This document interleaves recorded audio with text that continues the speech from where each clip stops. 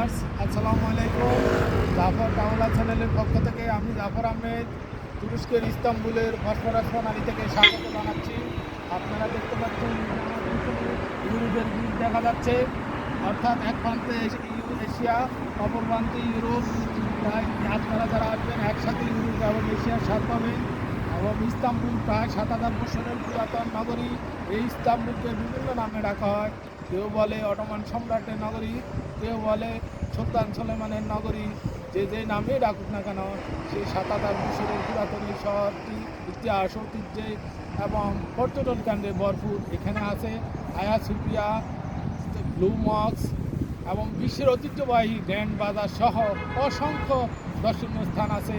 এবং এখানকার খাবারগুলি খুব সুস্বাদু এবং দামে কম, মানে ভালো। তাই তুরস্কে আসার জন্য সবাইকে আহ্বান জানিয়ে আজকে এখান থেকে বসফরাস প্রণালী থেকে বিদায় নিচ্ছি। এশিয়ার অংশ থেকে সবাই ভালো থাকেন। আল্লাহ হাফেজ, আসসালামু আলাইকুম।